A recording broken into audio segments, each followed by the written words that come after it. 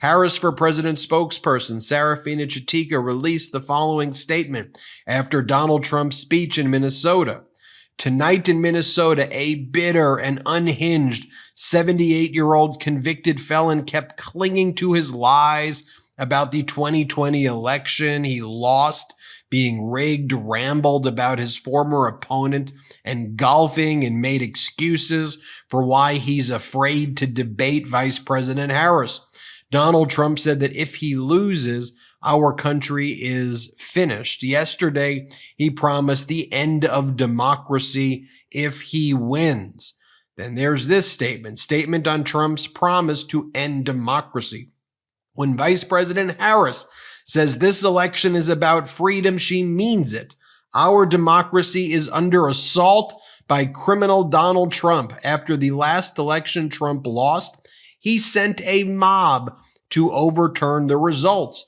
This campaign, he has promised violence if he loses, the end of our election if he wins, and the termination of the Constitution to empower him to become a dictator to enact his dangerous Project 2025 agenda on America.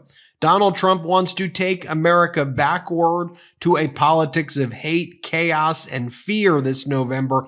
America will unite around Vice President Kamala Harris to stop him. By the way, this first in Politico's playbook. In the 2 days since Biden dropped out, Vote.org saw its highest levels of new registration of the whole cycle. This was a few days ago. 38,500 people signed up, a 700% spike, and higher even than when Taylor Swift made an Instagram post. Most were 34 and under. And by the way, that's now over 100,000 new voters since President Biden withdrew from the race as of this morning. 84% are younger voters, ages 18 to 34. 18% are 18-year-old voters. The top 10 states for new voters are Texas, California, Florida, New York, Illinois, Ohio, Georgia, North Carolina, Pennsylvania, and New Jersey. J.D. Vance is a creep who wants to ban abortion nationwide.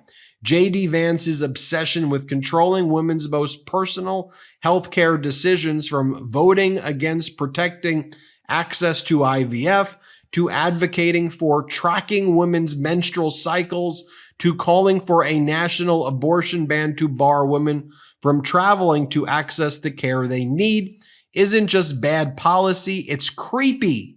It's unacceptable, and voters won't stand for it.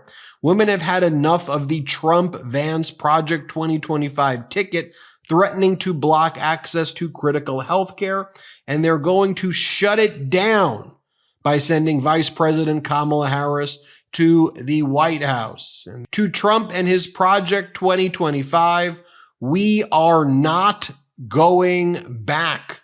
We are not going back. By the way, his former friends are just sharing who he was in one of the iterations of another one of his phony identities. The Daily Beast reported longtime trans friend of J.D. Vance, Sophia Nelson, released a trove of emails and texts from Vance in which Vance trashed Donald Trump. Vance's longtime trans friend, Sophia Nelson, further released documents that Vance regarded Trump as a demagogue and voiced views impossible to reconcile with any Republican orthodoxy.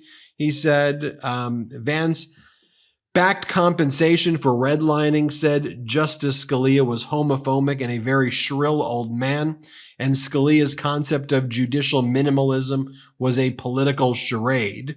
Nelson says Vance brought her baked goods after transition-related surgery. Vance's marriage as well was to a Hindu. And so now Vance does not couch his hatred for women, and then calls them out right there. They put out the statement of Donald Trump's promise to end democracy as well, putting out statements over and over again, calling this out. Now, let me just... And they asked me whether or not I would partake and do the beautiful words, and I said, yes, I would. And you saw the spirit. The spirit was incredible. And when that came out, it went to the #1 song. It was beating everybody. It beat Taylor Swift. It beat Miley Cyrus, who was number 1 and 2. They were number 1 and 2. We knocked them off for a long time. What they've done, and they ought to, you know what they ought to do? They ought to release the J6 hostages. They've suffered enough. They ought to release them. I call them hostages. Some people call them prisoners. I call them hostages. Release the J6 hostages, Joe. Release them, Joe. You can do it real easy, Joe. This guy, what he's done to people. And Proud Boys leader Enrique Tarrio was sentenced to 22 years in jail. Now that you know what the sentence is, 22 years in jail, will you give him a pardon? Will you give other Proud Boys a pardon? I don't know him.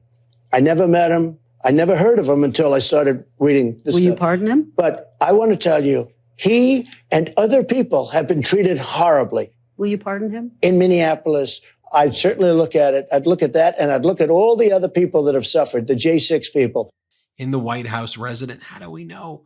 There are photos of it from 2020, December 2020, of Enrique Tarrio like hanging out and partying in Trump's White House. Like, how despicable can you get right there? It was before the insurrection. And again, Christians, get out and vote just this time. You won't have to do it anymore. 4 more years, you know what? It'll be fixed. It'll be fine. You won't have to vote anymore, my beautiful Christians. I love you, Christians. I'm a Christian. I love you. Get out. You got to get out and vote. In 4 years, you don't have to vote again. We'll have it fixed so good you're not going to have to vote. Ordered SEAL Team 6 to assassinate a political rival. That's an official act in order to SEAL Team 6. He would have to be and would speedily be, impeached and convicted before the criminal prosecution. What if he weren't? There would be no criminal prosecution, no criminal liability for that. Chief Justice's opinion in Marbury against Madison and our constitutional tradition and the plain language of the impeachment judgment clause all clearly presuppose that what the founders were concerned about was not. I asked you a yes or no question. Could a president who ordered SEAL Team 6 to assassinate a political rival who was not impeached, would he be subject to criminal prosecution? If he were impeached and convicted first. And so your answer is no. My answer is qualified yes. There is a political process that would have to occur under the structure of our Constitution, which would require impeachment and conviction by the Senate. In these exceptional cases. By the way, this is what his ear looks like now. He sold within 24 hours before calling the widow of someone who died there, who was a Trump supporter. Trump sold assassination edition sneakers for $299. He's sold 5,000 of them. It says, we're not going back to that. It resonates with me. Let me show you the video. Donald Trump wants to take our country backward, but we are not going back. We are not going back. Tear gas was used to remove peaceful protesters from Lafayette Park. The president setting up this photo op for himself, dispersing peaceful protesters. He's holding up a Bible. This is a mass grave being dug for coronavirus victims at New York City's Potter's Field. They were peaceful people. These were great people. The love in the air, I've never seen anything like it. A group on one side and you had a group on the other. Very fine people on both sides. You can do anything. Grab them by the pussy. I was able to terminate Roe v. Wade. We are not going back.